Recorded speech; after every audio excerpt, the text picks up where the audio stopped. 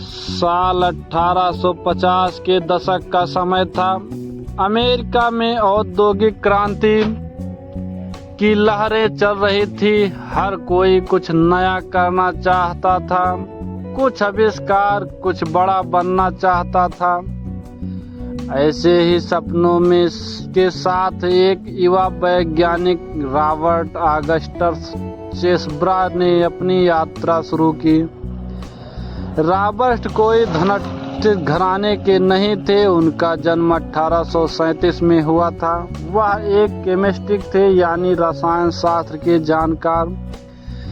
बचपन से ही उन्होंने रसायनों, औद्योगिकों और उनके प्रभावों में गहरी रुचि थी, पर जो बातें उन्हें भीड़ से अलग करती थी वह था भरोसा खुद पर, अपने ज्ञान पर और अपने प्रयोग पर। 1859 में अमेरिका के पेंसिल्वेनिया में एक बड़ा तेल क्षेत्र खोजा गया। जब रॉबर्ट वहां पहुंचे तो उन्होंने देखा कि तेल निकालने वाले मजदूर अक्सर एक गाढ़े काले पदार्थ की शिकायत करते हैं जो मशीनों में फंस जाता है। यह एक प्रकार का रॉ पेट्रोलियम जेली था। अधिकांश लोग इसे एक बेकार गंदा अपशिष्ट मानते थे, पर रॉबर्ट को कुछ और नजर आया। उन्होंने उस पदार्थ को प्रयोगशाला में ले जाकर उसका विश्लेषण किया और पाया कि यह त्वचा पर लगाने से चोट या जलन पर राहत देता है।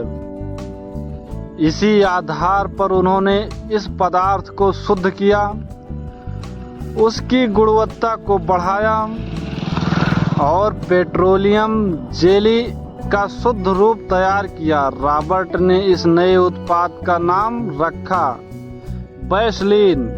नाम दो शब्दों से मिलकर बना, वैसेर जर्मन जिसका अर्थ है पानी, ओलियम लैटिन जिसका अर्थ है तेल। इसका अर्थ हुआ तेल जैसा पानी। वैसलीन को उन्होंने 1872 में पेटेंट कराया। अब वे इसे न सिर्फ चोट पर, जलन पर, बल्कि त्वचा की देखभाल के लिए भी प्रचारित करने लगे। पर शुरुआत में लोग हंसी उड़ाते थे। तेल से बना पदार्थ लगाने से क्या होगा, लोग पूछते थे। लोगों का भरोसा जीतने के लिए रॉबर्ट ने एक ऐसा कदम उठाया जो आज भी प्रेरणा देता है। उन्होंने हर रोज एक चम्मच वैसलीन खाना शुरू किया। जी हाँ, यह बात अजीब लगेगी, पर यह सच है। वे लोगों को दिखाना चाहते थे कि उनका उत्पाद इतना शुद्ध, सुरक्षित है, विश्वसनीय है कि उसे शरीर के अंदर भी लिया जा सकता है। उन्होंने कहा, अगर मैं इसे खा सकता हूं तो आप इसे अपनी त्वचा पर क्यों नहीं लगा सकते। उनके शरीर पर कोई नकारात्मक प्रभाव नहीं हुआ, बल्कि वे स्वस्थ, ऊर्जावान और प्रेरणास्पद बने रहे। धीरे धीरे लोगों ने वैसलीन को अपनाना शुरू किया। यह अब सिर्फ एक मरहम नहीं, बल्कि हर घर का हिस्सा बन गया। चोट लगने पर, जलने पर, ओंठ फटने पर, सर्दियों में त्वचा सूखने पर, यहाँ तक कि बच्चों की देखभाल में भी वैसलीन ने एक भरोसेमंद साथी का रूप ले लिया। रॉबर्ट चेसब्रा को अब वंडरमैन कहा जाने लगा। रॉबर्ट करोड़पति बन गया। उसकी कंपनी ने दुनिया भर में कारोबार फैलाया, पर वे कभी घमंडी नहीं हुए। रोज सुबह उठते, प्रयोग करते, लेकिन लोगों से मिलते और एक चम्मच वैसलीन खाना नहीं भूलते। यह आदत बन गई थी, भरोसे की आदत। उनका मानना था कि अगर मैं खुद अपने उत्पाद में विश्वास नहीं कर सकता तो दूसरों से कैसे करवा सकता हूँ।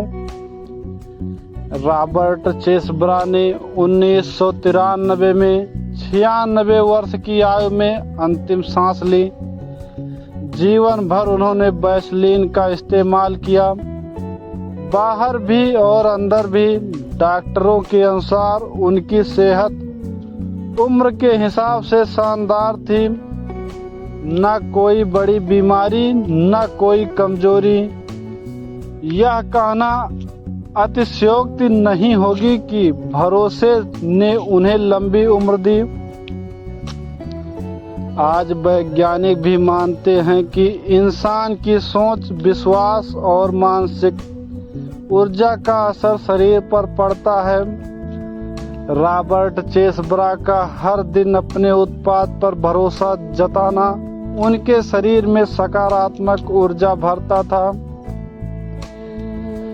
इसीलिए यह कहना गलत नहीं कि भरोसा दवा से ज्यादा असर करता है। इस कहानी से हमें क्या सीख मिलती है? विश्वास सबसे बड़ी पूंजी है। अगर आप अपने काम पर भरोसा नहीं करते तो कोई और क्यों करेगा? खुद को साबित करने के लिए कुछ अलग करना पड़ता है। जैसे रॉबर्ट ने वैसलीन खाना शुरू किया, ईमानदारी और गुणवत्ता भरी कभी छुपती नहीं। लोगों ने समय के साथ उनके उत्पाद को अपनाया। सफलता के बाद भी विनम्रता जरूरी है। रॉबर्ट हमेशा सरल और जनता के लिए समर्पित रहे। प्रिय दर्शकों, रॉबर्ट चेसब्रा की कहानी सिर्फ एक वैज्ञानिक या कारोबारी की नहीं है, यह एक ऐसे इंसान की कहानी है जिसने भरोसे को जीवन का आधार बनाया।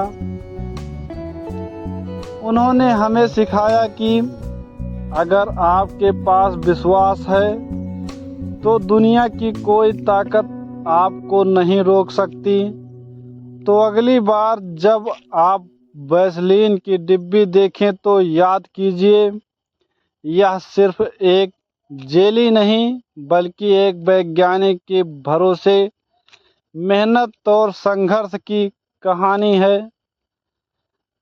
जय हिंद। धन्यवाद।